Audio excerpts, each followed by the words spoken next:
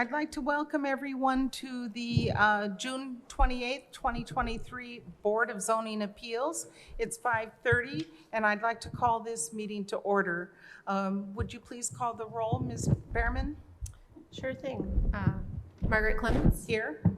Skip Daly. He did say he would be absent. Did you check? He's online. Are you online? Yes. Let me redo that. Okay. Pamela Davidson. Here. Guy Loftman. Here. And Dee Owens also is unable to attend. That's fine, but. Okay. Is there a motion to introduce the evidence? I'll move to introduce the evidence. I'll second it.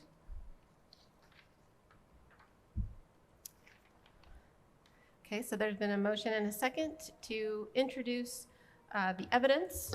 That would be the Monroe County zoning ordinance as adopted and amended, the Monroe County Comprehensive Plan as adopted and amended, the Monroe County Subdivision Control Ordinance as adopted and amended, the Monroe County Board of Zoning Appeals Rules of Procedure as adopted and amended, and the cases that were legally advertised and scheduled for hearing on tonight's agenda.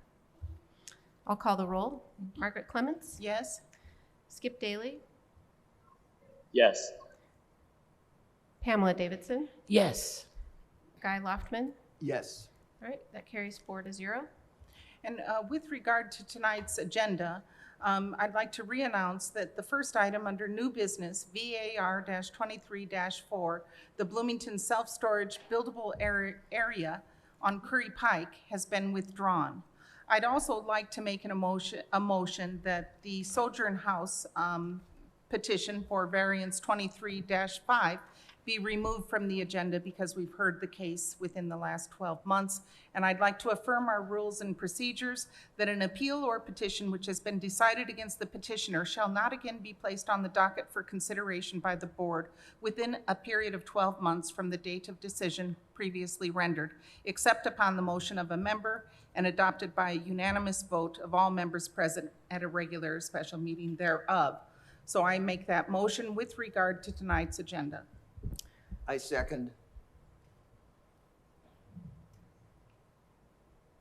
Staff would like to add that this is an amended petition, Yes. and under the Monroe County Zoning Ordinance 812-3K, which is on page 66 of the staff packet, and there was a typo, which is in my slide presentation. I was going to correct that. But under 812-3K, it states, if the Board of Zoning Appeals denies the application for variance approval, the applicant may file an amended application.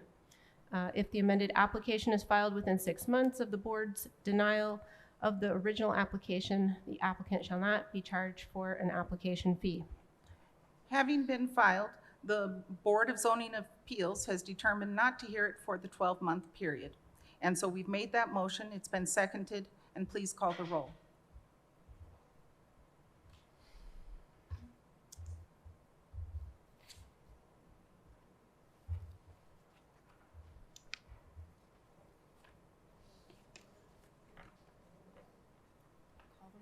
All right, I'll call the roll.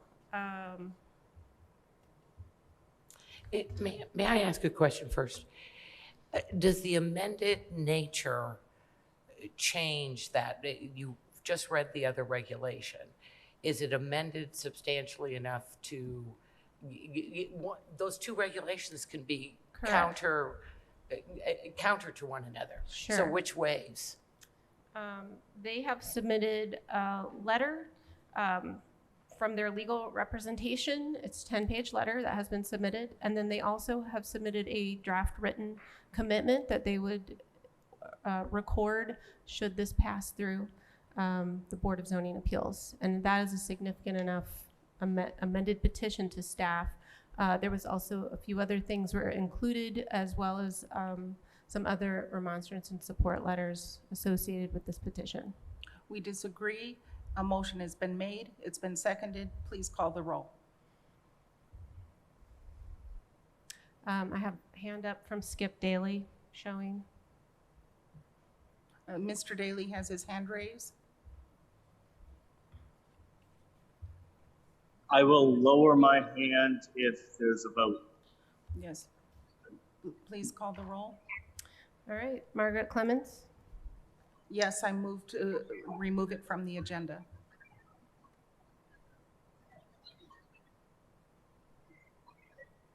Skip Daly, Yes. Guy Loftman, Yes. Dee Owens is absent, and Pamela Davidson. No. So item number 6, VAR-23-5, Sojourn House Incorporated as amended use variance to group home class 2 in chapter 802 concerning one parcel of 7.73 plus or minus acres at 7505 East Kirk Creek Road has been removed from tonight's agenda. Thank you.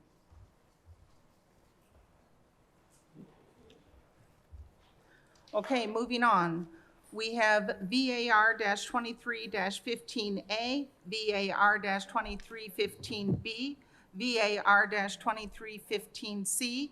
This concerns Fields Lucas minimum lot size variance to chapter 804, Fields Lucas minimum lot size width variance to chapter 804, Fields Lucas side yard setback variance to chapter 804, concerning 1.47 plus or minus acre parcel in Perry Township, Section 27 at 5865 South Fairfax Road. And Ms. Crecelius, if you would please review the case with us.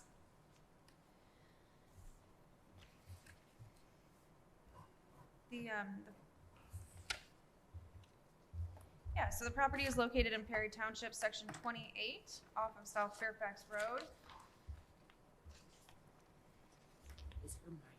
So the property is zoned agricultural rural reserve. Just a very quick summary. So the 3 variance requests. The first for minimum lot width, because it's zoned agricultural rural reserve, the minimum required is 200 feet. The property is a legal lot of record. It did contain a single-family residence that was removed sometime between 2016 and 2019, and this very small lot is only 36.6 feet wide. When it comes to minimum lot size, the requirement for agricultural rural reserve is 2.5 acres. This lot of record is 0.264 acres. And the side yard setback required for the Agro-R zoning district is 15 feet for residential uses and 50 feet for other types of uses. The petitioners are requesting a 5.8-foot side yard setback. So on your screen is a couple of pictometry images. The first on the bottom is 2014. So this was the single-family residence that existed on the property for some years. It was in a dilapidated state, and somewhere between 2016 and 2019 it was removed. So on the top photo of your screen is an aerial imagery from 2020 where we can see the majority of the residence was removed with part of a shed remaining and a lot of debris on the site. So this is what the site currently looks like. Again, 36 feet wide, so we're just looking directly at this narrow area back to the wood line. So to reference this map again, one of the requirements was for minimum lot size. So something that staff likes to do when considering this request is look at other parcels in the area that might be under 2.5. So there are a few generally in this area. A note is that the parcels may represent tax parcels and not necessarily legal lots of record. We do know that there are multiple what appear to be legal lots of record developed with single-family residences right in this area on Fairfax. So the petitioner is present here today, but their representative, Mr. Doug Graham with Bynum Faneuil, had included a letter. So one of the staff has worked with the petitioner a bit about this request, and something that we had requested was that the petitioner supply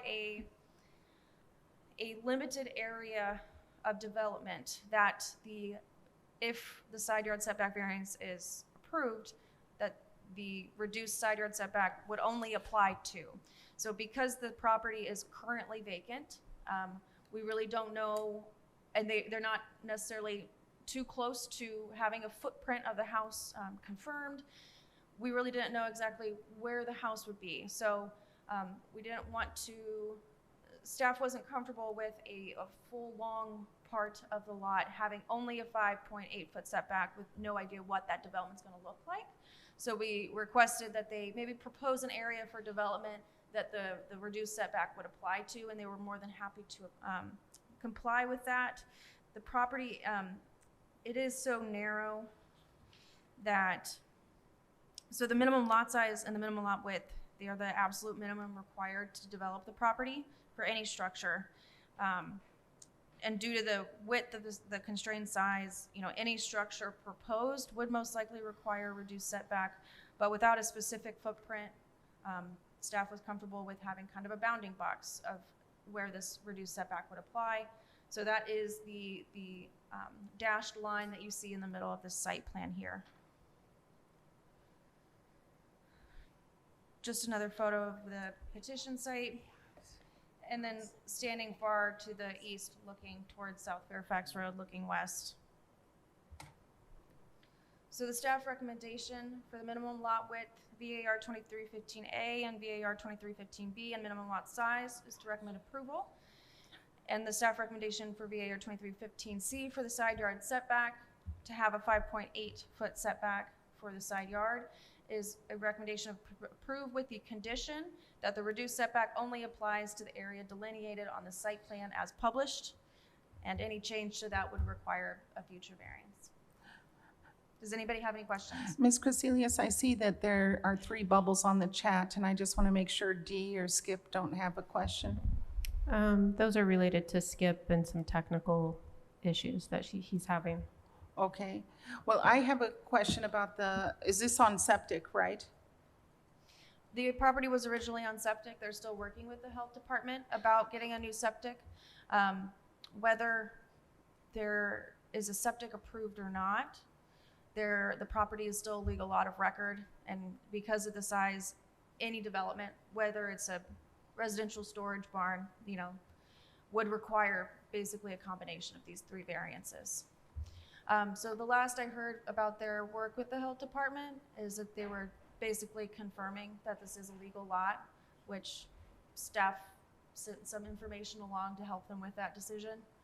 I haven't checked in with them or heard if they've gotten further with that, but any development, whether they wanted to put a barn, would require a combination of these 3 variances.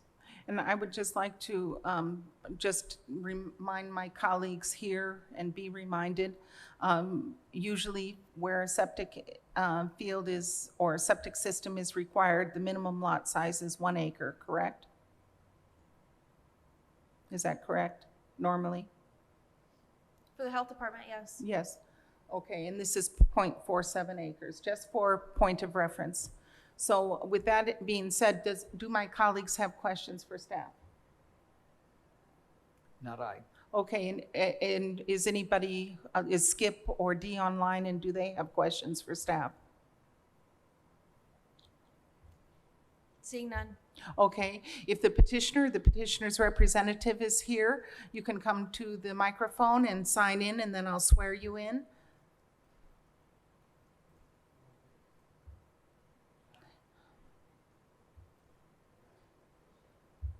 Hi.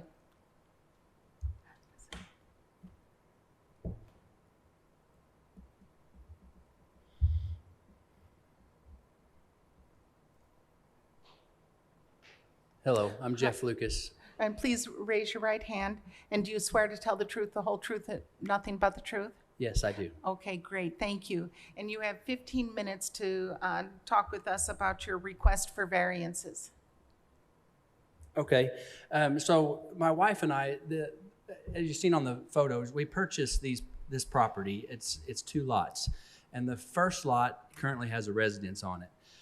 The second lot, we weren't sure what the stipulations were on there, so we reached out to Ann Crecelius, and back in August, it was on August 12th, and she noted that, it's 2 separate lots and recorded as that, but we would probably need to go through this variances, and it would probably even need to be resurveyed.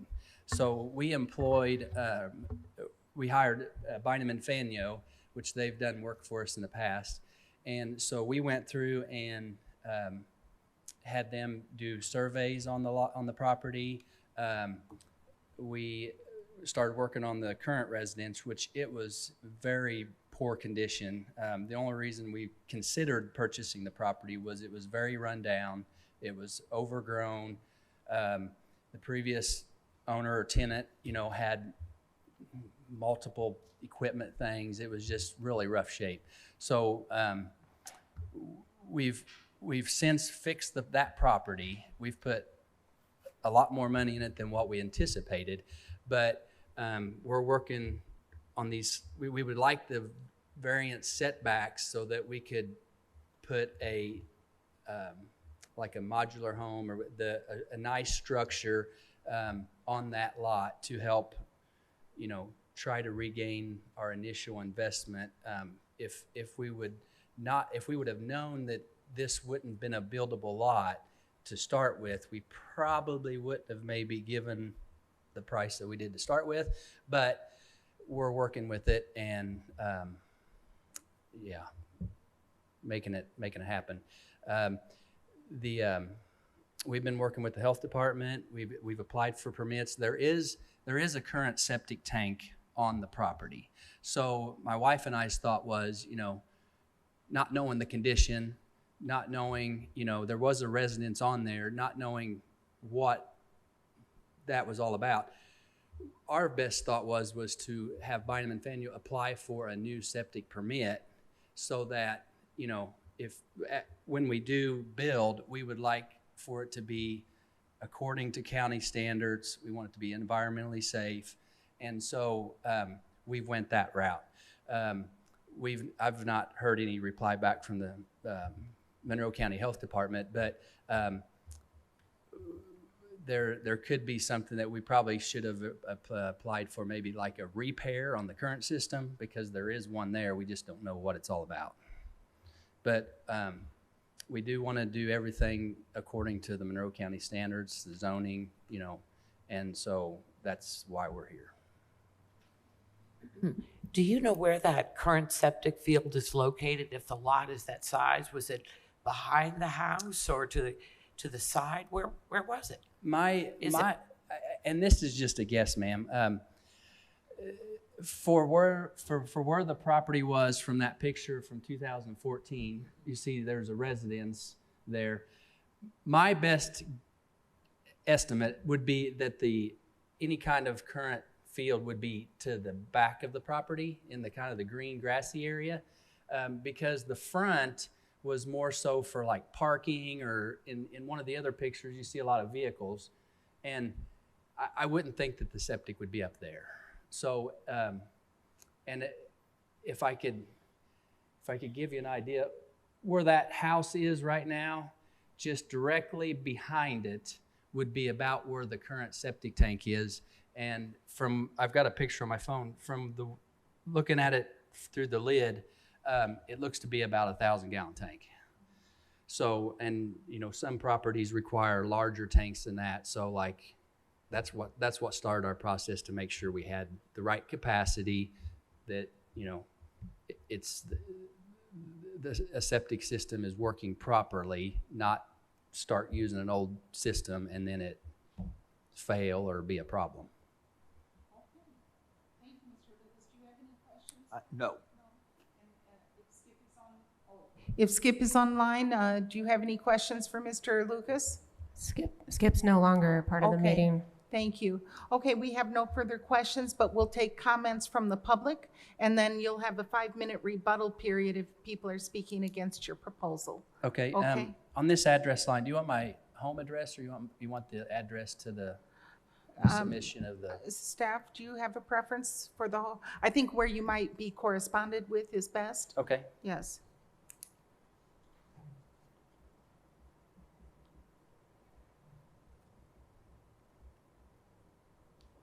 So if there are members of the public who are here who would like to speak in favor of this request, please come to the podium.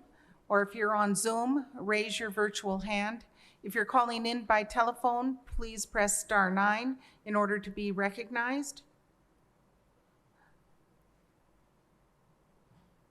Okay, if there are members of the public who are in opposition to this petition, please come to the podium, raise your virtual hand on Zoom, or press *9 to be recognized. So there's no need for a rebuttal period. We turn now to our Board of Zoning Appeals for further deliberation, questions, and/or a motion.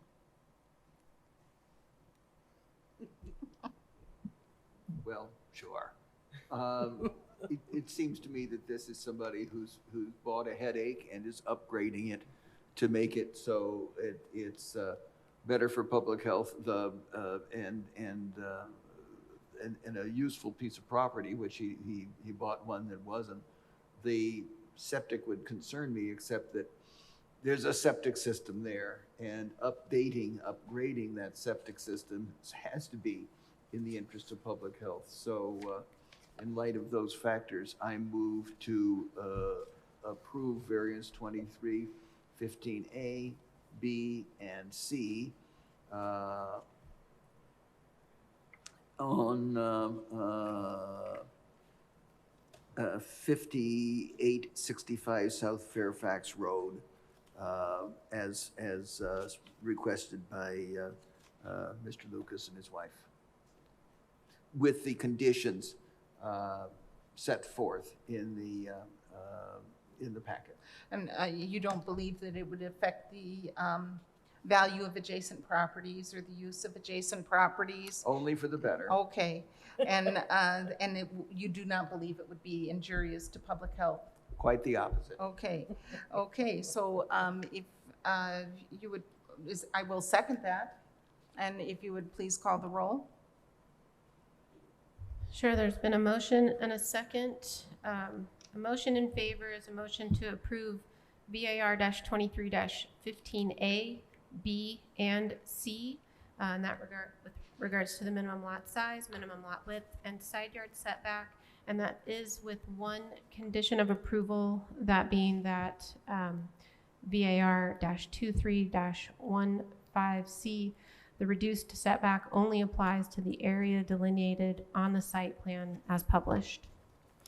I'll call the roll. Margaret Clements. Yes?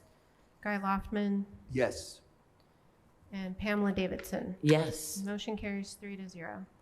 Okay, we're moving on to the fifth item on the agenda, VAR-23-16. Thank you, Mr. Lucas. Thank you.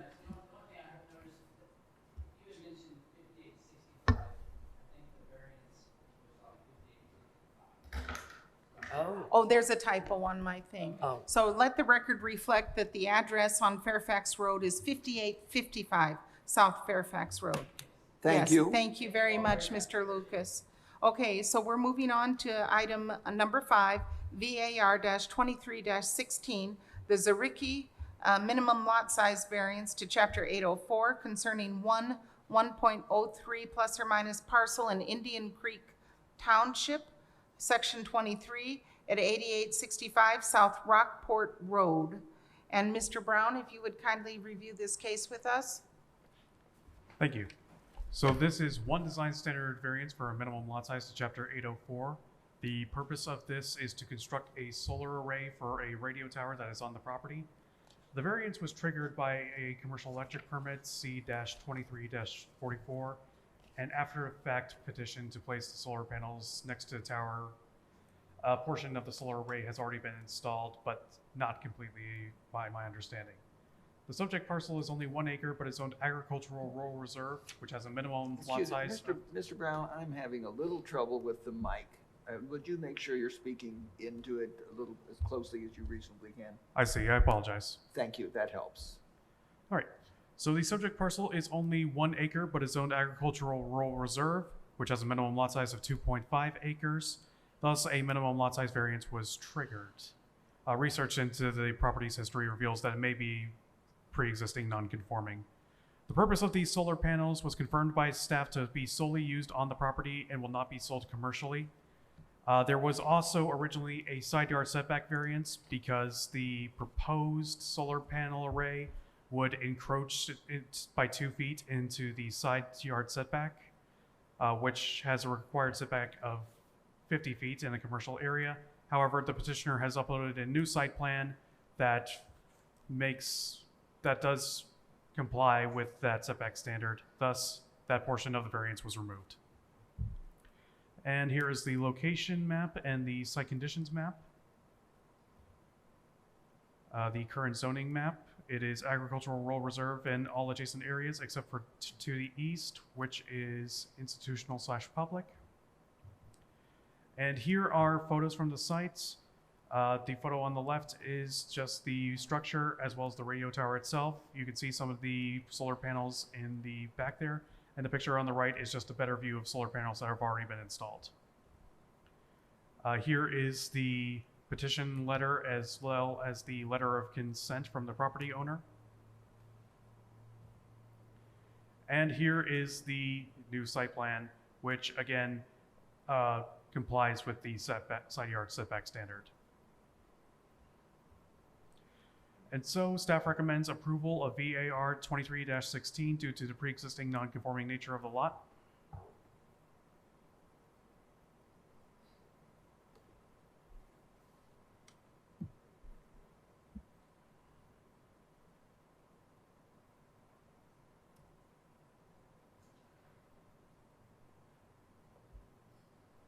Okay, do members of the Board of Zoning Appeals have questions for staff? I do not. Okay, no. And if Mr. Zaricki is here or his representative, if you'd like to come to the podium and please sign in. And then I'll swear you in. Oh, I like your emblem on your shirt. I'm sorry. Your nice little Oh, thank you. name card. Yeah, that's right. I love that show. Yeah. For years, for decades. Oh, I loved it. Yes. Me too. And would you please raise your right hand, state your name, and do you swear to tell the truth, the whole truth, and nothing but the truth? I do. My name is Ryan Zaricki. Thank you. You'll have 15 minutes. Yeah, so thank you for taking time to hear our petition. I actually hold, I wear 3 hats in this project. I am currently the owner and president of Whole Sun Designs. We're a local solar contractor based here in Bloomington. Over the pandemic, I joined WFHB as a volunteer DJ. And I also, over the pandemic, joined Rotary Bloomington North as a member of Rotary International. So my role in this was kind of been the hub of the project. And essentially, we got when I became a volunteer for WFHB, they had expressed interest in putting solar panels on the radio transmission tower on Rockport Road, also known as Radio Ridge. And I said, I can certainly help with that. And then within my Rotary community, they were asking if there were nonprofits in town that would be interested in a grant. And so I connected Rotary with WFHB. We got a grant for basically a base system, and that's what's installed now, is a solar array that is designed to expand in the future. So that's where the petition is actually for a larger array than what is currently installed, but we basically utilized the Rotary grant to lay the groundwork for a much larger array. And we got that system installed. It was a very cold winter day. I think it was January or February. But the idea is that as funding through the radio station became available, that we would be able to expand it down the road. And my role at Whole Sun Designs, we essentially sold the radio station equipment at cost, and then I also acted as essentially project manager. So what got us here is the fact that admittedly I didn't have my ducks in the row. We started building this out before we had the permit secured. I do this stuff all day, every day. I've pulled hundreds of electrical permits in Monroe County, and this one just fell through the cracks, and we didn't have the system properly permitted when we started the installation. Therefore, we're coming back after the fact, asking for the variance. So I apologize for that, and I own up to that mistake that was made by us. Yeah, hopefully we can make this work and not have to do major retrofits, but that is ultimately up to you all. So open to any questions you might have. The power those solar panels generate, will it fully power the radio station? Yes, during the day, the system, the site is interesting in that it is almost a straight baseline load. So the radio tower, and Mark Hood, who's on the board of directors for the radio station here as well, is that drawing like 2 kilowatts of power consistently? I forget what it has a very the tower basically draws consistent power to transmit the radio signal. The only thing that really changes is the small brick building there houses the equipment that transmits the signal. And there is also a window unit air conditioning that they turn on during the summertime, which obviously matches up well with solar production. But the air conditioner keeps the equipment cool. Other than that, it's consistent. So at peak production, the system is currently designed to essentially cover the load of the transmission tower and the air conditioning unit. We had discussed adding battery storage so that we could store solar power during the day and run the tower off that stored solar power at night.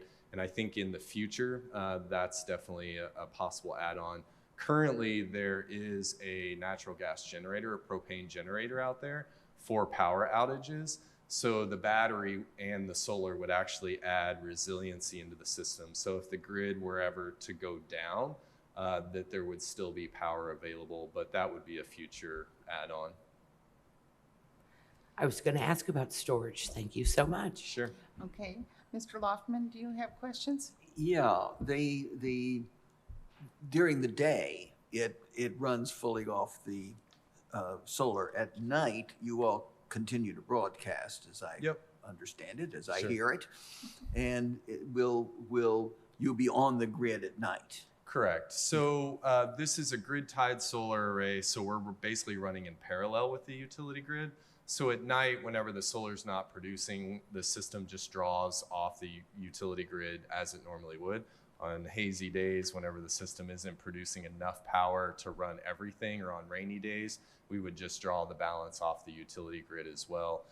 If there's any excess production, we are able to send it back onto the utility grid and get a small amount of money for it that would offset the power that we would draw at night. But we're not an excess energy producer. It's just producing power that is used on site. Thank you. Sure. Okay. Well, we're going to hear from the public now. And if there's anybody in opposition to your petition, you'll have a 5-minute rebuttal period. Thank you very much. Thank you, Mr. Zaricki. Are there members of the public who are present in this room or who would like to speak in favor of this petition? If so, please come to the podium.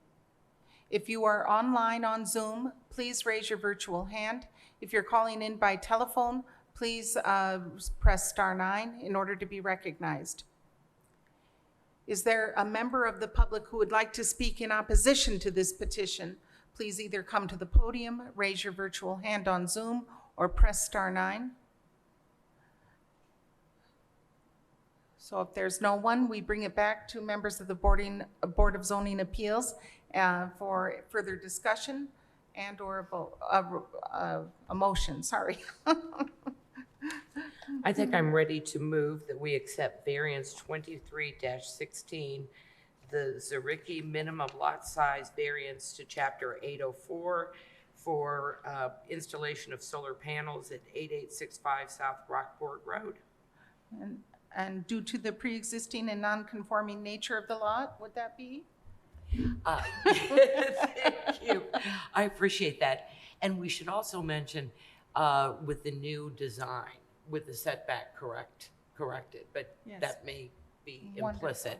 So I'll Thank second you. that then. I'll second that then. So there's been a motion and a second. A vote in favor is a vote to approve the Zurich minimum lot size variance, VAR-23-16. Let's see, Guy Loftman, Yes. Pamela Davidson, Yes, Margaret Clements. Yes. Motion carries 3-0. Okay, it's exciting. it is exciting. Congratulations, good luck, and thank you. Yeah. Keep powering on. Yeah, power on with your whole sun activity.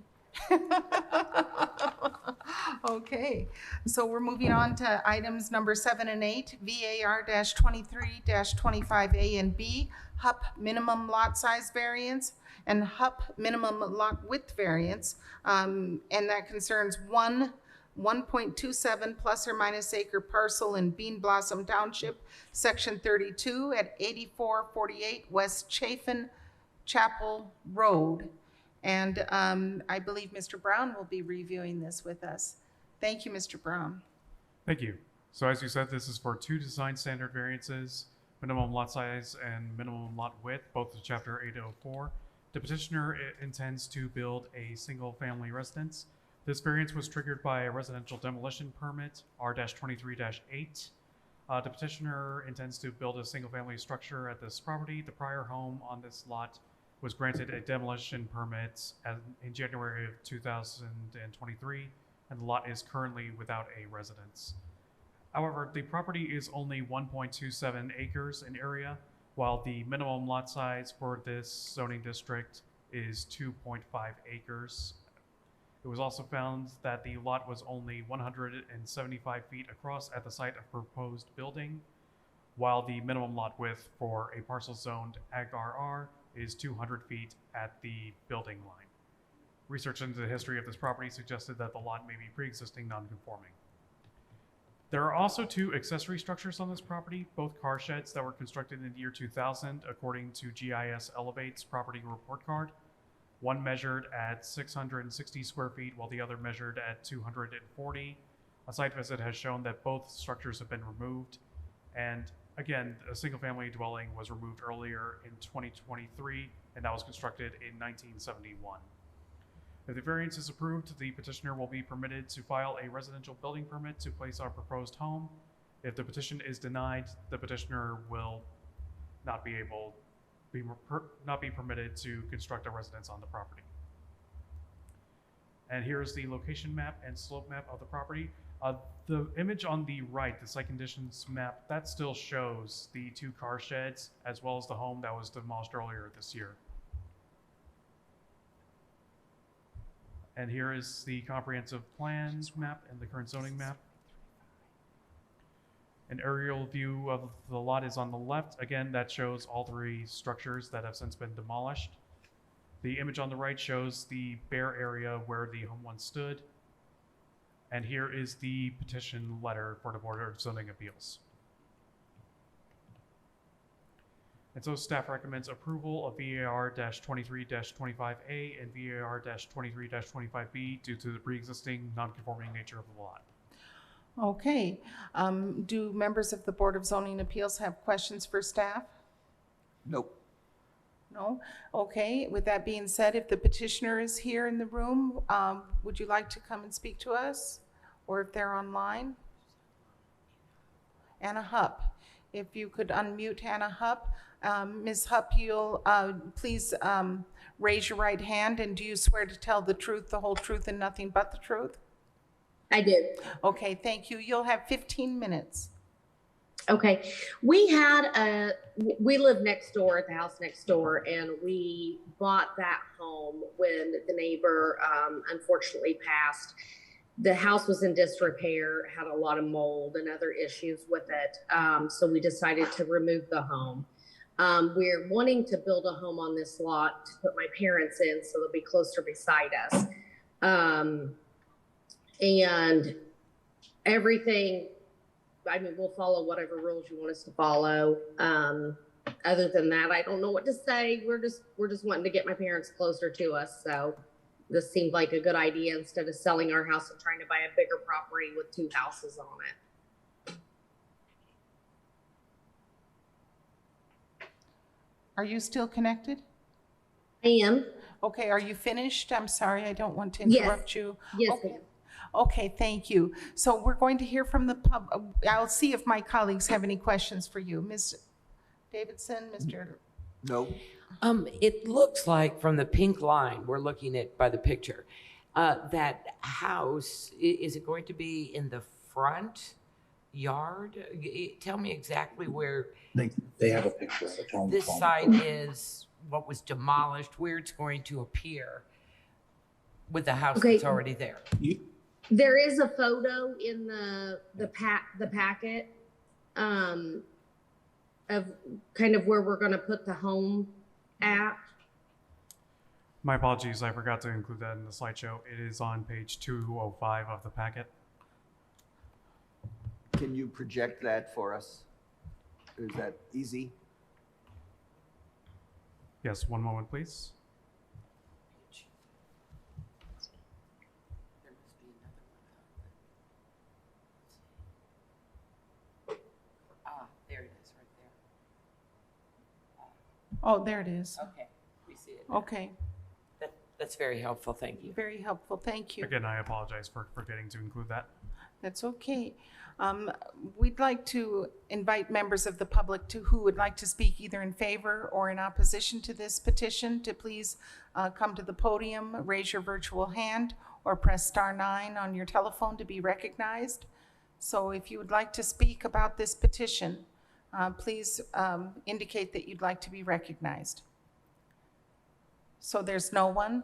Coming back to the Board of Zoning Appeals, if there's further discussion and/or a motion. I would like to move that we accept variance 23-25A, the HUP minimum lot size variance to chapter 804, and also variance 23-25B, the HUP minimum lot width variance to chapter 804 for property located at 8448 West Chafin Chapel Road, due to the pre-existing non-conforming nature of the lot. I second that. All right, there's been a motion and a second. A motion in favor is a vote to approve the HUP minimum lot size variance and the HUP minimum lot width variance VAR-23-25A and B. Guy Loftman, Yes. Pamela Davidson, Yes. and Margaret Clements. Yes. Motion passes 3-0. Okay, we're at item 9 of our agenda. Oh, Ms. Hupp, do you have something else further that you would like to say? No. No. That's all. Okay. We're moving on to, well, there's one other administrative matter. Someone did raise their hand and ask if it was possible to still speak about VAR-23-4, and that case was decided. That was the, That was the Bloomington self-storage, Oh, the one this- that was withdrawn by the petitioner. okay, yes. Okay, thank you. So we're moving on. So no, it is not possible to speak about that. It was withdrawn from the petitioner and it was not heard tonight. So we're at item number 9, VAR-23-26, halter rear yard setback variance to chapter 804 concerning 1.58 plus or minus acre parcel in Richland Township, section 2 at 6565 North Maple Court. And I believe Mr. Smith will be reviewing that with us. Thank you. Thank you. The request is a one design standard variance rear setback to chapter 804.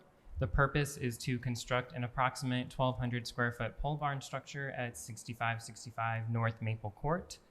The proposed location is 25 feet from the rear property line. Ag RR requires structures in the rear setback to be 35 feet from the property line. The petitioners have applied for a residential pole barn structure permit, and that's identified as R-23-544, where the concern regarding the rear setback was discovered. The petitioners have also applied for a now approved residential demolition permit to remove a previously existing shed structure in order to build the pole barn structure in its place. So it's located in Richland Township. Site conditions map doesn't reveal any environmental concerns with the property. It's relatively flat. This is some aerial imagery of the property. You'll notice here on the screen that is where the previous shed structure used to exist, and that has since been approved to be demolished. These are some site photos of the property as it currently stands. It's in a residential neighborhood. There's a 15-foot utility easement, but that is not of concern with regards to the location of the proposed structure.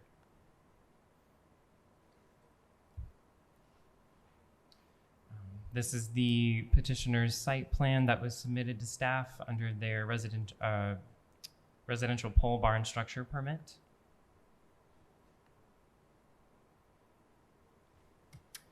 This is just a snippet of their construction plans. And these were also included in the packet as well. This is the petitioner's letter to the BZA, also included in the packet, stating their reasons for requesting the variance. This is one letter of support from an adjacent property owner. This was also included in the packet as well.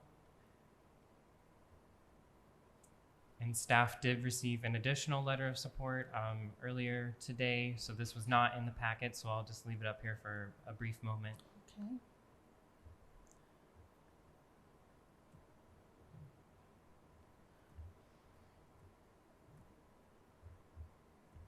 Okay. So with the staff recommendation, staff does recommend denial of the rear yard setback variance request from Chapter 804. As it specifically in regards to practical difficulties having not been met, specifically C, which is setback issue can be more effectively addressed through a relocation of the structure. So if the variance request is denied, the petitioner will be required to build the structure at 35-foot rear setback and comply with all other design standards. However, if the variance request is approved, the petitioner may continue with their building permit as proposed. Okay, great. Thank you. Do members of the Board of Zoning Appeals have questions for Mr. Smith? Has staff gone out, you always go out and do site visits. The letters from the neighbors that probably are not here say that they're practical, sightline, how it sits, access, crowding the house, those kinds of things. Do you all have a physical sense of that from looking at the property, or are you allowed to walk on the property to even look at that? Yeah, I'm just wondering if that is a very real concern, because in a neighborhood like that where the properties are like a pie shaped, everybody has a closeness automatically. Yeah, that's a really great question. I would probably defer to the petitioner because they would have a better picture to describe. But yes, I was able to walk the property. It's just with regards to the zoning type, it's explicitly clear that it requires a 35-foot rear setback. So, thank you. What is, let's see, what is west of the property? This is a little development, it looks like, and what is west of that? Yeah, so on the right side of the screen, that is the direction facing west. And when you look at the site photos, the first two, that's that same direction facing west. So there's nothing, it looks to me from these photos, there's nothing close. There's nobody's home is adjacent to this. It's closely adjacent to this. Sorry, say that one more time. Yes, I'm sorry. I always tell people to use the microphone.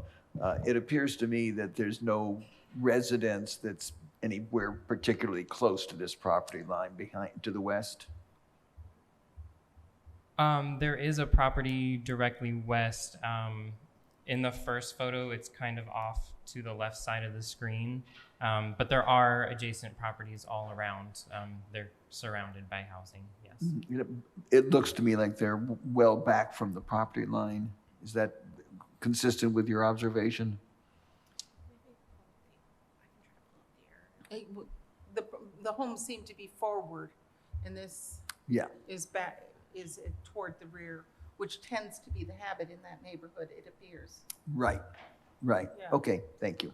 Yeah, okay, that's my understanding, but the petitioner can correct me if the petitioner is here. Is Ms. Halter here, or is she online? Oh, Mr. Hall, yes, the petitioner's representative, please come to the podium, sign in, and then we'll swear you in.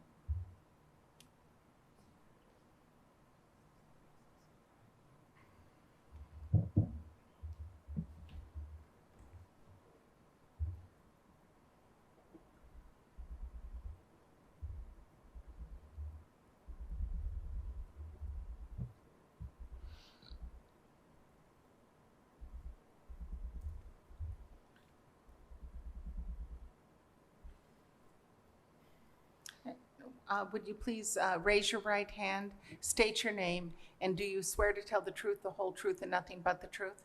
My name is Nick Halter, and yes, I do. Thank you very much, and you'll have 15 minutes. Okay. Okay. Thank you. Thank you for the time. Thank you. I'll just start off. It's pretty straightforward for me, at least.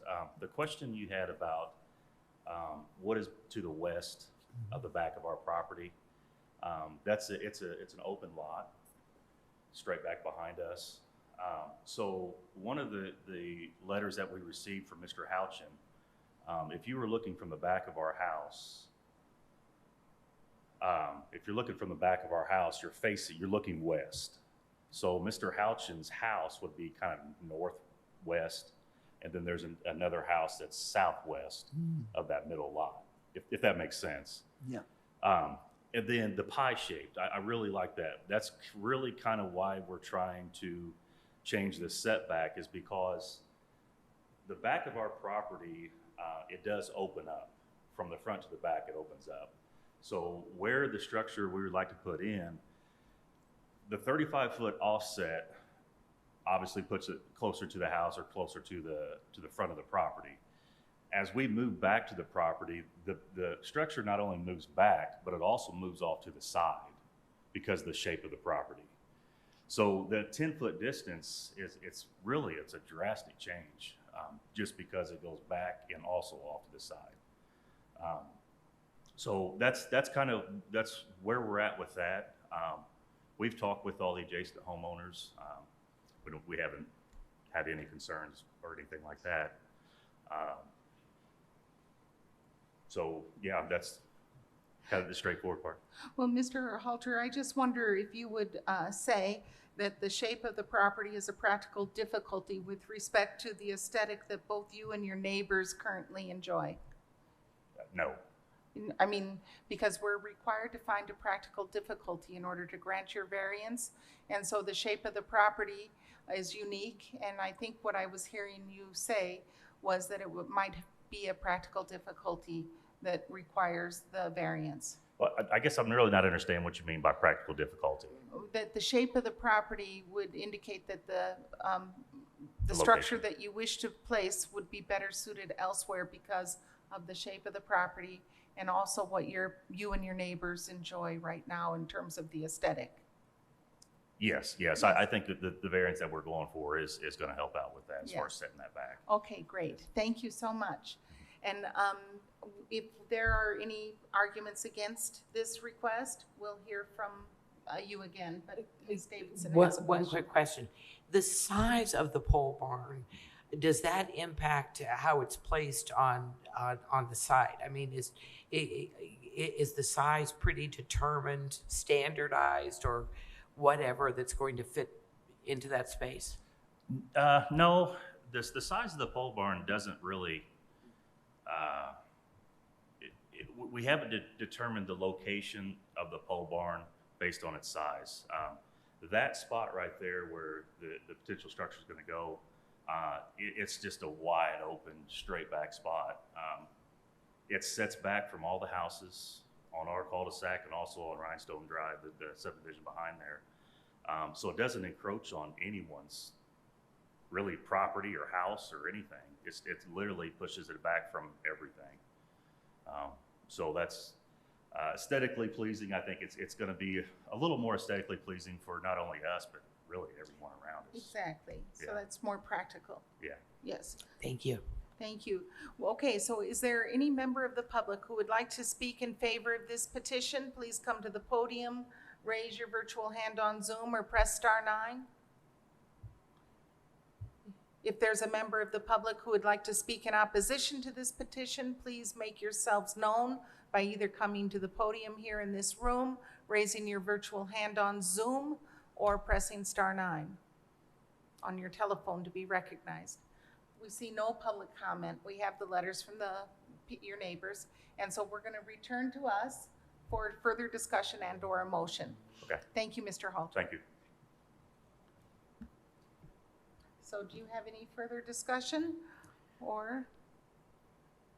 Yeah, it seems like there are serious practical difficulties that make this proposal helpful to the owner and without any injury to the adjoining property.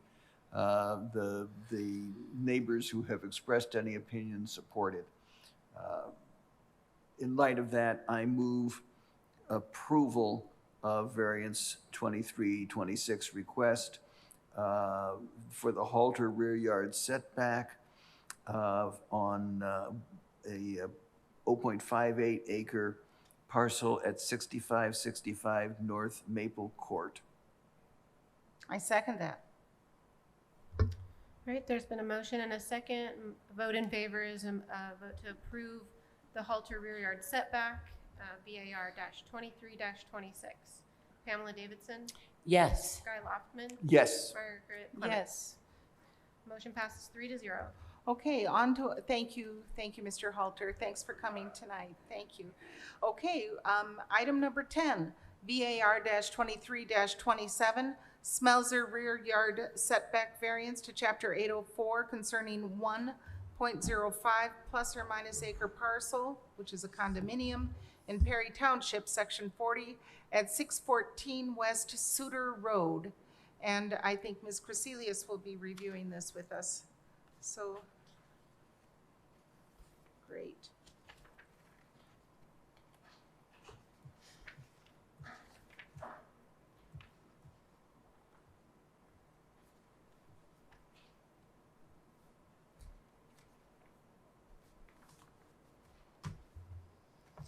Thank you. Okay. So we are off of what I believe it's pronounced Sotar Drive. This is a condominium. The mic, please. If you try to speak into the mic a little bit Sure. more Yeah. directly, and then I'll be able to hear better. Great, yeah. So this is off of Souter Drive. This is a condominium plex called Quail Ridge Condominiums. It was platted in 1975. The area is zoned multifamily residential 7, which is RM7. So just to familiarize yourself with the area, so we are south of the Bloomington Country Club golf course. So the petitioner is requesting one design standard variance from Chapter 833. They submitted a building permit in order to remodel an existing deck into a 176 square foot sunroom addition with a new 230 square foot elevated deck. This zoning district, RM7, requires a rear yard setback of 25 feet. I'm gonna skip ahead just a little bit. Okay, so here's the Quail Ridge Condominiums plat from 1975. So the existing condominium complex is located approximately 18 feet from the rear property boundary.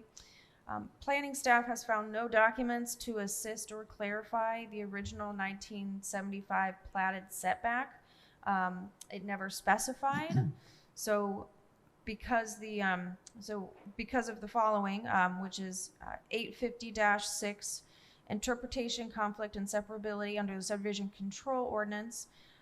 It specifically states that the provisions which are more restrictive and which impose higher, greater standards shall control, which would be the 25-foot rear yard setback.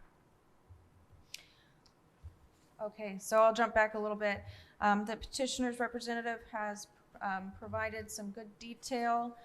So here on the screen is just a zoomed in view of an existing site plan superimposed on the plat. So we can kind of see the existing footprint of the Smelser's portion of the condo. So you can kind of see a dotted line that shows this 25-foot setback.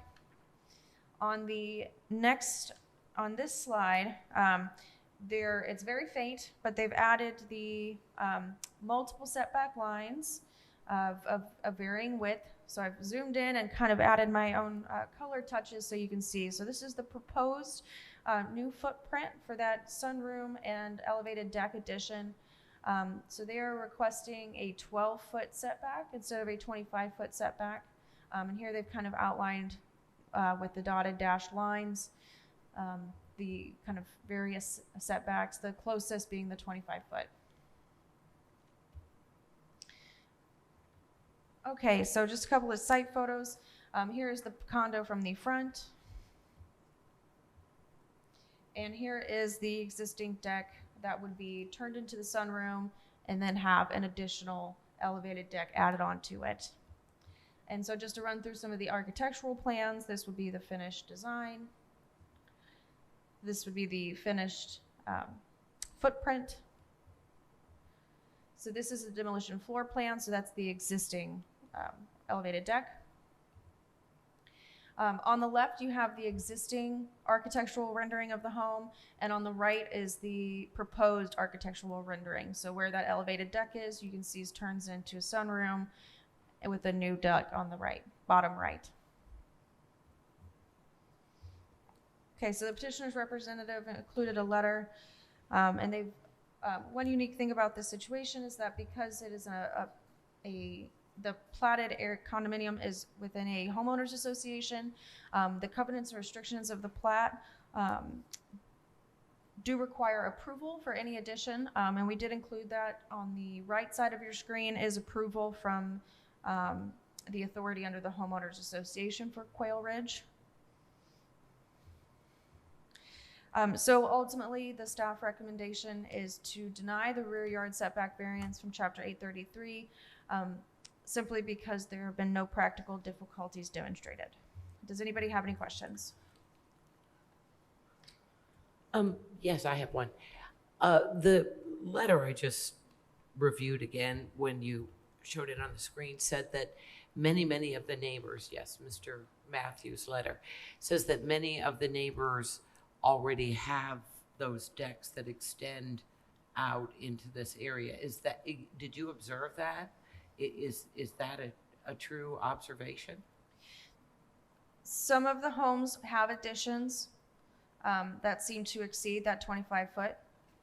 I did not see any previous building permits, so whether or not they were done before 1997, I can't really, or if they received variances, I can't really verify. Because it's condominiums, they are all linked together. So the consistency, I can understand that as a valid perspective. So have we heard any negative comments? Have we heard any negative responses to this proposal? Have I heard from any public? I have not taken any calls from the public. Okay. Well, if the petitioner's representative is here and would like to address us and tell us what you want to do and what your thoughts are on that, please come to the podium, sign in, and I'll swear you in. How are you? Okay, how about yourself? Good, thanks. My name is Noah Rogers. I am the owner of Rogers Remodeling. And if you would be so kind, Mr. Rogers, to speak into the microphone because we're getting older and we can't hear without this Yes. audio help. And it's the members of the public can't hear either. It's not just us. Well, but it is especially us at this moment. It's especially us. I'm a little hard of hearing at age 40, so all the loud noises I've been around. That's right, all that hammering and. Yes, not to mention the military. That didn't help anything. That'll do it. Yeah. And if you would kindly raise your right hand, and do you swear to tell the truth, the whole truth, and nothing but the truth? I do. Thank you. So you have 15 minutes to talk to us about this. Okay, so like the letter does state, there are several other decks that have been converted that I've, just looking in their backyard, you can appear to a couple neighbors. Whether they applied for building permits, I am unsure, or if they just went ahead and did it. But I don't take this as Bible gospel, because I'm not 100% sure about this, but I'm pretty sure this, what I've heard, that this was owned by the golf course for a lot of years, the country club, Bloomington Country Club. And once that was done, then the setbacks are really difficult in that area to do anything on there. And there's already an elevated deck there, so I was hoping, I mean, I would understand if we had to rework the deck a little bit maybe, but if we could at least get the variance at the minimum for the sunroom and maybe redesign the deck if needed. But that's my main argument is that, and there's nothing behind them that's it's not gonna be in the way of any golfers. It's not, there's other properties that are really close to the property line as well if you go along the line of duplexes. So anyway, that's about all I have. If I have any questions, my architectural designer is also here who did the project along with the homeowners. So if you guys have any other questions. Ms. Davidson, Mr. Loftman? My question, just if you'll remain there for a minute, for staff, your recitation of the facts showed there was no, historical basis for this particular setback. I mean, when you look at the photos, you can see part of the golf course. So it's got to be for safety, I would think. I mean, because flying balls and so on, I would think. But you could find no reason, the ones we usually have for slope and erosion and sinkholes, none of those existed with this property that you could tell that setback was just in the original plat documents, and so it is. Did I get that right? That's correct. We simply haven't found a setback that they used at that time when they built the condominiums. Haven't found any proof for, additions that have happened in the 50 some years. When I went on site, I did measure from the existing deck to what appears the country club mows as their property boundary, although it's not necessarily representative. It's a nice curvy kind of landscaped marked area. It is farther back than that, than what the actual property line is most likely, but legally it looks like they've provided a little more space, the country club. Thank you. Was there a photo, an aerial photo of this house showing the golf course? Or this property? The pink. There it is. Okay, so, Mr. Smelser, is it the golf course that's behind this house? Yes. Okay. Correct. The backyard does abut to you can see a bunker out his window, I believe. Right, so there's no, you're not gonna be putting this close to somebody's backyard who lives behind you. No, You're sir. putting it close to a sand trap. Yes, correct. Closer to a sand trap. Yes. And you're willing to accept the risk of the, Yes, I'm the contractor, but they are right there, and yes, they are willing to accept the risk. of errant golf balls. We plan on using good Anderson grade windows that should not break. We're hoping. All right, thank you. Thank you.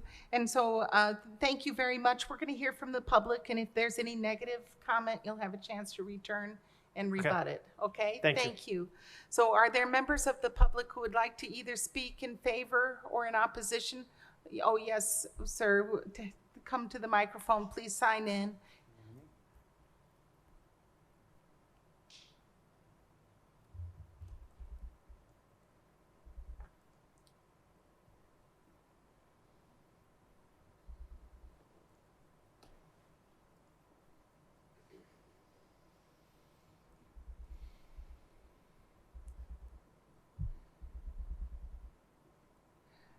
And please raise your right hand, state your name, and do you swear to tell the truth, the whole truth, and nothing but the truth? Yes, I do, and my name's Sean Matthews. Thank you, Mr. Matthews. And yeah, please talk with us about this. Yeah, so if we could just pull up the site plan, the proposed one, if you don't mind. You made a good point, which I'm the architectural designer. They hired me to help them out with this, and if you look at the site plan, I show the 25-yard setback. That's the closest one to the house. That's the one that's what's zoned right now. And if you look at that, it even clips through the existing house, not only the deck as well. But if you look at the properties next to it on the bottom left, you see it goes through their house. In the top right, it goes through their house. And eventually, more and more, as you go further up that site plan, it starts cutting through people's houses. So that's why when it comes to the setback with the 25-foot, it doesn't make too much sense to me. But looking at all those properties, I mean, we could do it probably with the 15-yard setback, even including the proposed deck. 15 foot. With the 15-foot, yeah. Yeah. But the 12-foot setback actually is what everybody else is kind of clearanced at. So that's why I think that we should apply for the 12-foot setback just to give us a little bit more leeway, you know.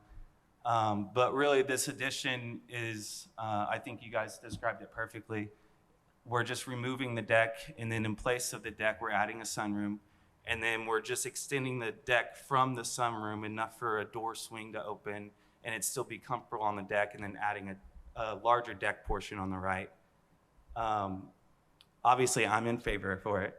But I think for fairness of all the other properties next to it, I think it's a good request, I guess. So that's all I got to say on it. Well, thank you for showing up tonight and talking with us about that. Thank you. I'm going to turn now to members of the public. Are there members of the public who would like to either speak in favor or in opposition to this petition? If so, please come to the microphone or raise your virtual hand on Zoom or press *9.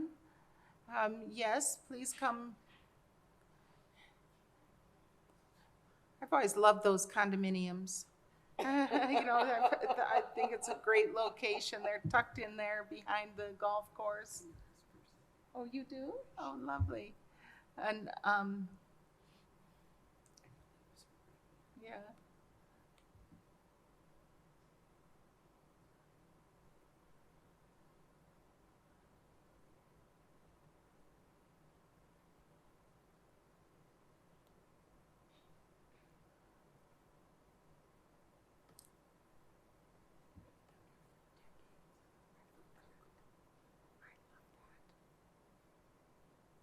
Please raise your right hand, state your name, and do you swear to tell the truth, the whole truth, and nothing but the truth?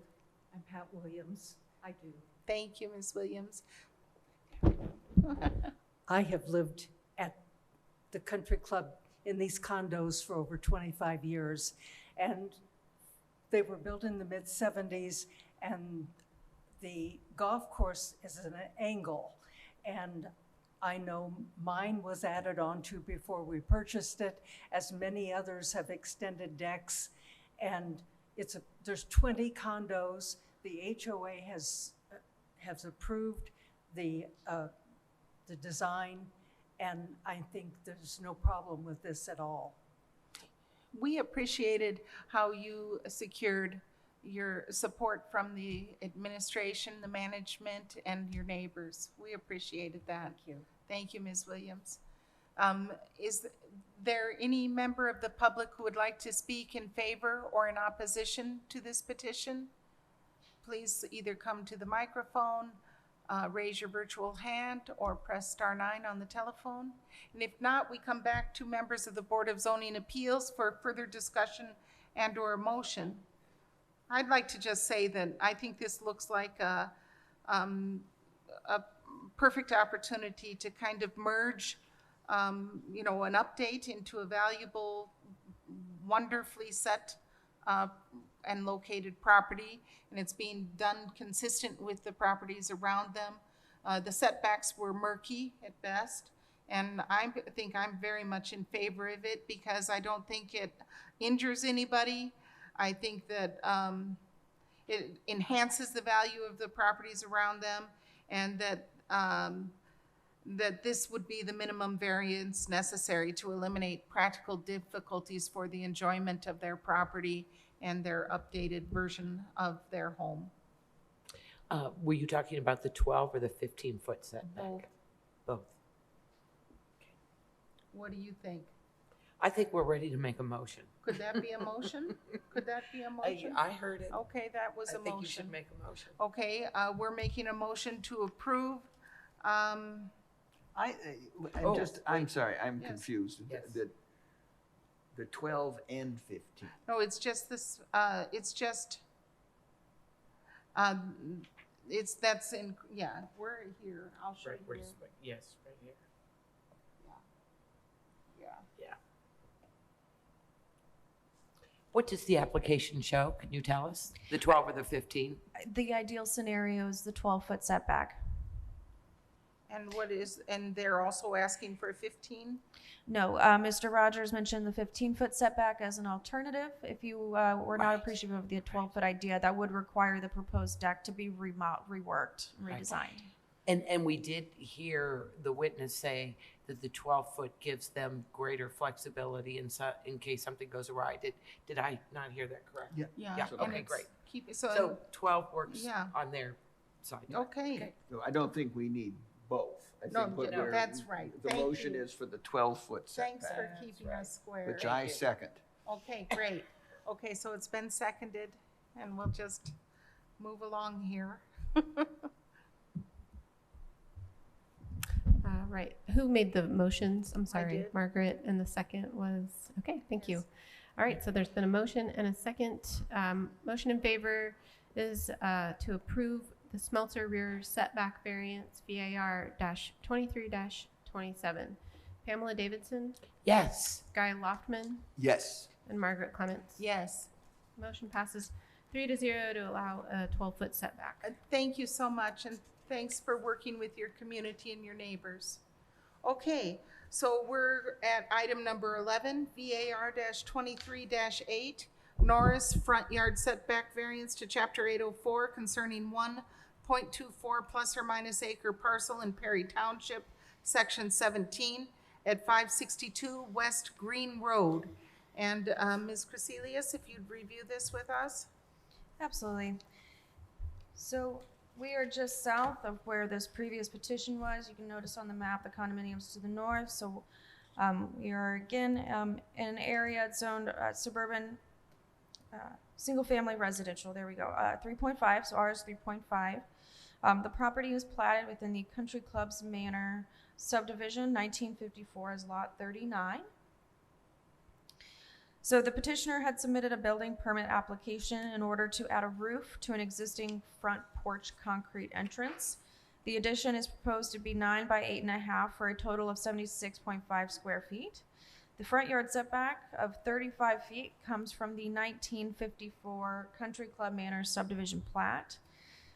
The site is zoned RS 3.5, which would normally only require a 25-foot setback. The existing poured concrete entrance would not require any setbacks, variances as is, but in order to extend the roof line, a variance is the minimum required. So I'm going to jump forward a little bit. So here is the existing home and the proposed work. Oh, that's nice. So not a great addition to the front, simply a roof line. They've provided a site plan here which shows the proposed work. They've shown that 26 feet would probably accommodate the work, but they are requesting a front setback of 25 feet, just for any potential wiggle room with construction. So staff is recommending approval of the front setback variance from chapter 833. The recommended motion and the reasoning is that the setback is unique to the 1954 plat and doesn't reflect the zoning ordinance setback that would be required, and that covering the existing entrance and steps would protect the entrance from weather hazards. Does anybody have any questions? Does anybody have questions for staff?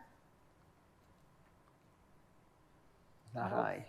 Okay, well, if the petitioner's representative is here, and you'd like to come to the podium and sign in.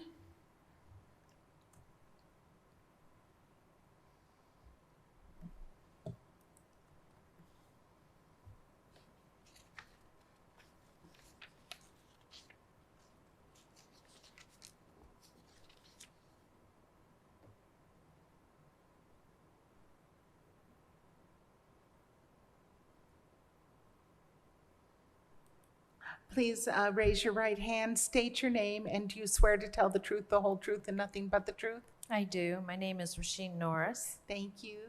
And you have 15 minutes to talk with us about this addition. Okay. Looks pretty.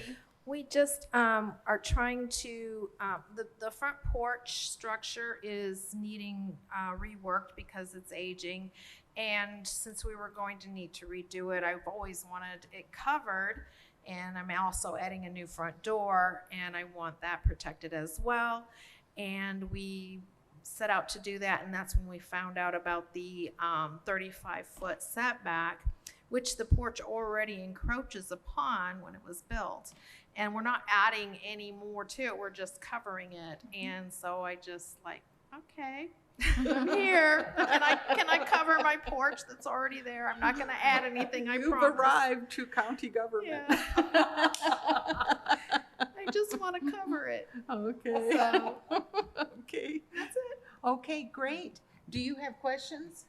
No? Okay, so we're going to hear from the public, and if anybody says anything against it, you'll have a chance to return. Thank you. Thank you. Are there members of the public who would like to speak either in favor or in opposition to this petition? Please come to the podium, raise your virtual hand on Zoom, press *9 on the phone. That's either for or against. There's no one. So we come back to us and we talk about this and we make a motion. Any questions?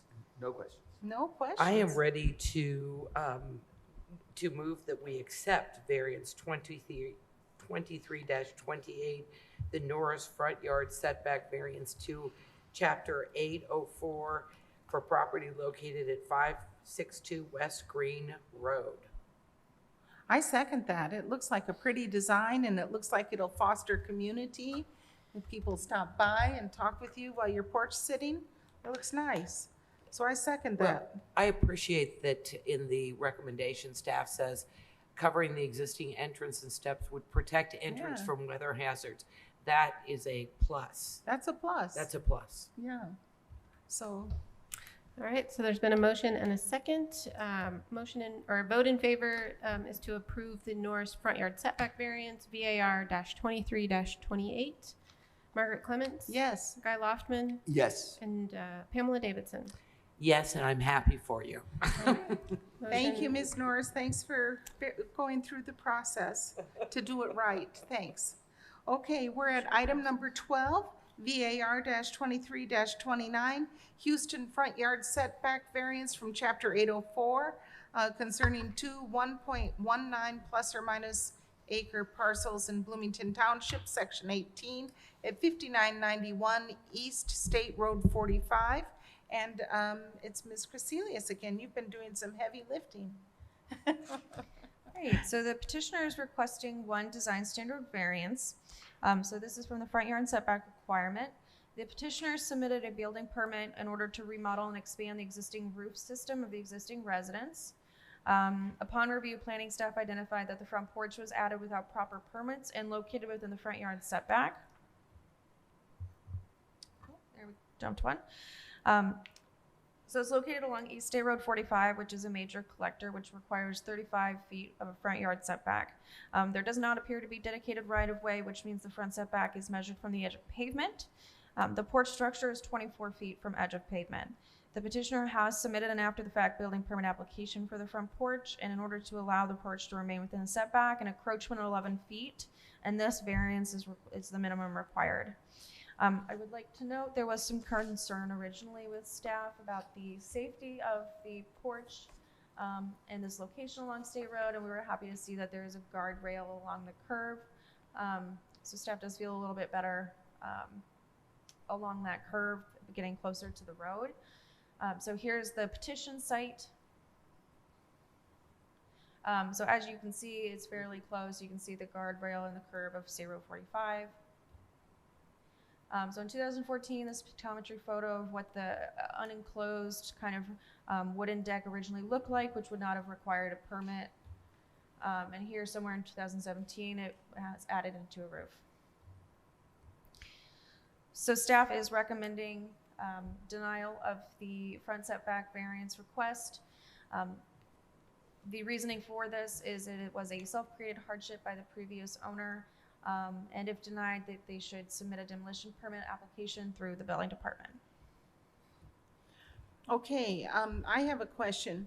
First of all, has this gone by through highway? Is highway online or no? And this would be NDOT jurisdiction, and to our knowledge, the right-of-way is the edge of pavement. Yes. Okay. Okay. And but the and the reason that they have to, the primary reason that you're recommending denial is that the porch was added without permission, and then to compound that error would be problematic, right? I believe that the porch used to have a different design. They've actually reduced some of the structural components in the front, but they're doing it the right way. They're asking for permits for several parts of their home. So not only does it allow for the front porch to stay, but it allows for, I believe, a pre-existing non-conforming structure to have the gables, the roof line change, and the back porch get confirmed. So it's okay, several so components. they're working with county, they're going through the plan department, and they're really not altering anything, they're just covering it for the most part. It's not an added area, it's just. I mean, it was added in 2017 by the previous property owner. Yes. They're trying to do right by a couple of I understand. permits that have been submitted. Okay, does anybody have any questions for staff? So they found this out because it was the previous owner who had constructed this. The current porch as it is, can it stay the way it is? Or no, being so dangerously close to the guardrail, it frightens me to look at that overhead. I could just see a car. Well, we all could, I think. Yeah, so this request is to keep the porch as it is I covered. see. Yeah. It's to keep the porch as it is, not to change it, but to keep it. So it's 11 feet into the setback of 35 feet. So the request is to keep it there as is. And you've said they've reduced some of the structural components already. So there was a building permit to remodel the roof line, and through review, staff found multiple things that were not permitted that we didn't necessarily review here. So in order to, the house, 24 feet, let's say, pavement. Is the house within the front setback? I don't think it is.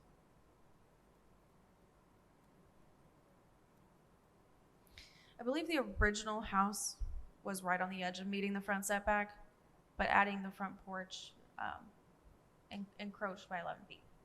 And did you also tell us that if it had been an uncovered deck, it wouldn't have come under this jurisdiction? Did you tell us that? They would have still required to meet a setback, but we never would have had a permit to review it.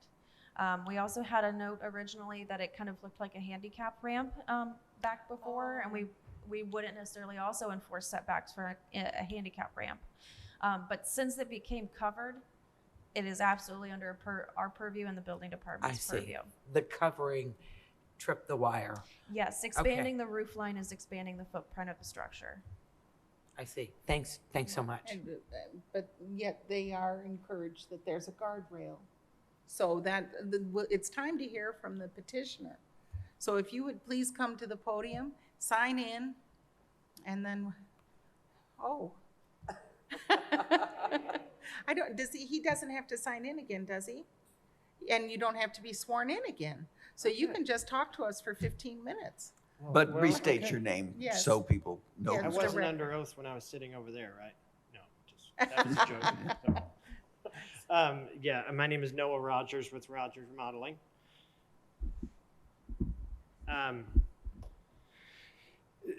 These people just bought this home last year, as has been stated. They're what we're proposing to do. Why this all got brought up was because of his roof is very badly damaged. So we had a structural engineer come in, do a redesign of the roof system, and we're going to add a small gable on, a small dormer, excuse me, for some extra height clearance in the attic. And this is how this all got, once we submitted for permitting, then we find out all these things were done with no permit. And he really doesn't want to lose his front porch. And I don't blame them. I don't know how long it's been there. It looks pretty old. It's possibly that it was just caught during this 2017, but I don't know if you guys have looked at aerials from back then or not to see it, but it looks old. It looks like it's been on the house a while. But anyway, that's beside the point. We really need the permit approved, so whatever you guys decide, but he would prefer to keep his front porch, I'm sure. Yeah. Do you think that there's anything that you could do with your design firm to appease us as far as the family safety is concerned? Do you think that there's anything that you could engineer to just protect like a cloverleaf phenomenon from happening to the family? Are we thinking more for like a vehicle hitting it or gravel flying off the road? Or Primarily vehicle. I would have to ask Joel, who is the homeowner, but I can't remember if I believe it has a concrete. Yeah, it does. It has concrete porch, right? So, and I think it has a concrete rail already. It's been a while. So if that is something we could do, we could build a block wall around it, maybe up 3 foot high. Well, I mean, you can talk with them, but you have to be aware that this is our primary concern. Yes. Yes. So that's our primary concern and why the rule is there. Yes. And the fact that it goes with the house, not with this owner. So the next owner will be between a rock and a hard spot, perhaps. Yeah, they don't want them to be mad at us. So, yeah. Yeah. Well, it seems to me that as is, on a nice evening, you could sit out there in your easy chair and have exactly the same danger from cars coming off the road as if we grant this. This isn't going to increase the danger in any way. That's right. It just increases the number of days per year when they can enjoy sitting out there. That's true. But that doesn't particularly concern me that we're making it nicer. We're making it more useful without increasing the setback. And these things that slipped by, we don't know how many years ago. Sure. It could have been a long time. How do we know it wasn't built when the house was? Yeah, that's what I mean. We don't. I just, looking at it as a contractor, it does seem old. Yeah. But, and it kind of goes, I mean, it's just a shotgun house, typical like you'll see on South Rogers. It's very same design, and they always had that small front porch. They always are a shotgun house with a small front porch on them. I'm sure you guys have all seen them. Yeah. So that's why it seems odd that it wasn't there originally, but it may not have been. We have no idea. Neither do the homeowners. It could be original for all we know. For all we know. If I may interrupt, it might be difficult to see on your screen because of the transcript. So 2014, the front porch is not there. There we go. And 2017, the front porch is there. Thank you. I missed that. So did it have a porch before, or did it not have a porch at all? So originally the porch was a corner and underneath the original roof line, so it wasn't extended. So from what I can tell, it looks like the original corner porch that was under the existing footprint was filled in probably as a home addition, and then the front porch was added 15, 16, 17. That makes It looks sense. like the same to me. Now, may I ask the staff, is it the safety concern as well that we've expressed? Is that a big concern because of it being on that roadway and so on? Because he has told us it's concrete, it's got concrete all over. He said, maybe I could make it safer if that's of concern. Is that important in your recommendations? Well, so I mentioned earlier, we were a little concerned about the site because of East State Road 45. Yes. There is a guardrail. Yes. So if you look well, it's just the 2017 image right now, but if you look at the curve farther to the north, there is a fairly extensive guardrail. Yeah. So that's the safety feature right there. I would never not encourage, additional safety. It is close, but that I would not worry so much about. All right. Mainly it was just looking at our standards of approval and that it was, it was a previous owner, but they did do it without permits.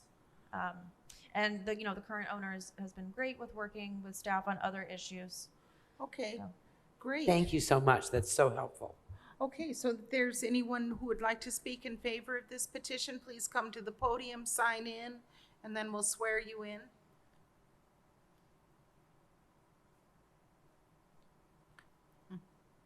Are you Mr. Houston? Yes, ma'am. Great.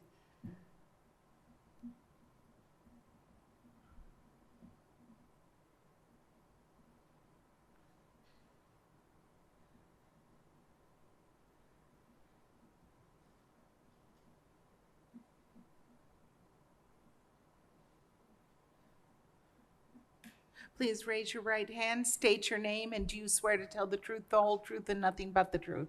Yes, my name is Joel Houston. Yes, I do. Thank you. Okay, you'll have 3 minutes. Yes, if you wouldn't mind, could you pull up the picture that is the front-facing picture of the house? There's a few things I'd like to Please use the microphone. We're Yes. missing. Yeah. Oh, that's pretty. So if Okay. you would see here in the picture, what you can't see just beyond the right edge of the picture here is the guardrail Yes. there in the edge of the yard. And what is also difficult to see from the aerial view of my house, there is a very sharp 45 or 90 degree angle facing away from the house that the road curves. Yes. And so I've spent a lot of time on the front porch here, and I've watched a lot of traffic go by the Yes. house here. And I feel that the guardrail covers a very vast majority of the front yard to the extent that I do not believe there is a way a car could miss the guardrail and still be able to hit the porch.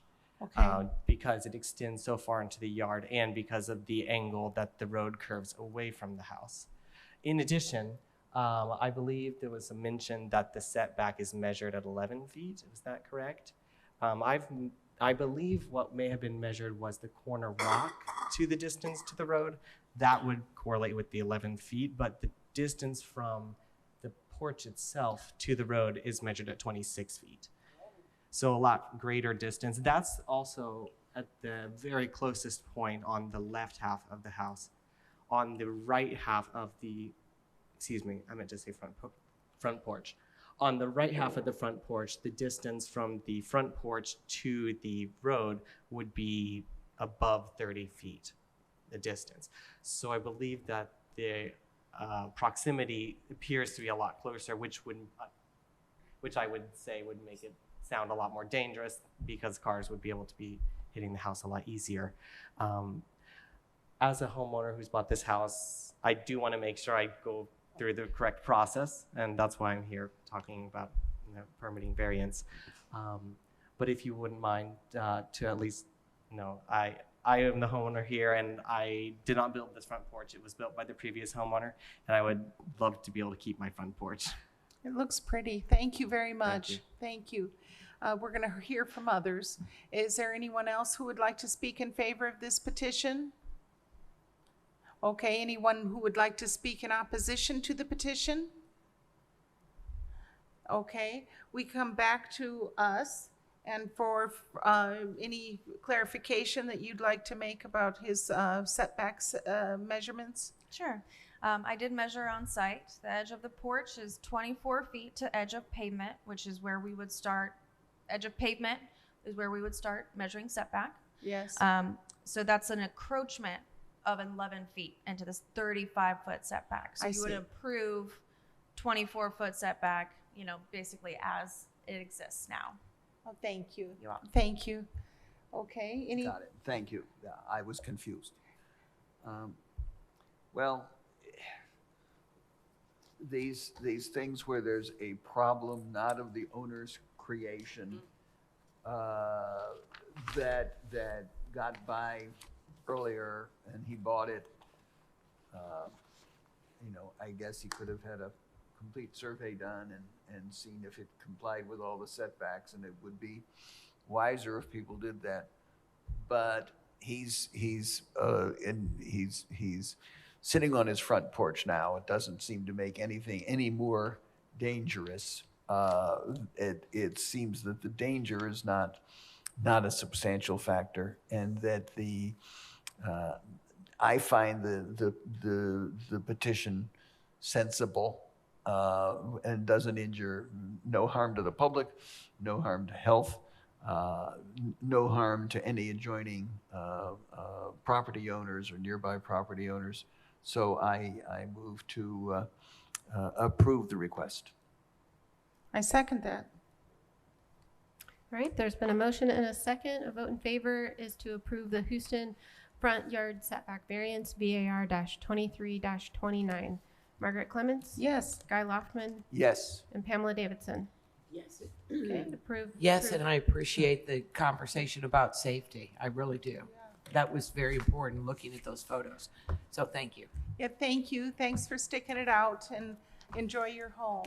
It looks like it's really beautiful and that you've really improved it. So congratulations. Yes, so we can tell. Thank you. Thank And you. before we adjourn, I would like to mention something. Yes. The way the discussion didn't go on Sojourn House, I didn't get to express my feeling as to why I thought this was appropriate, because there was the decision we made was appropriate, because it was, as somebody said, perhaps a conflict between you can make an amended request, but you can't present the same petition again. To me, the reason I feel that this is the same petition is, yeah, they submitted other documents, but my recollection is they'd said it would be up to 4 people, that the original proposal was 4, as this one was. So adding a written commitment that doesn't bring it closer into compliance. If they'd originally applied for 8 and now they were applying for 4, then it would be an amendment that would bring it closer to compliance. This amendment, if it is one at all in terms of the number of people, didn't change. And to me, if somebody can not meet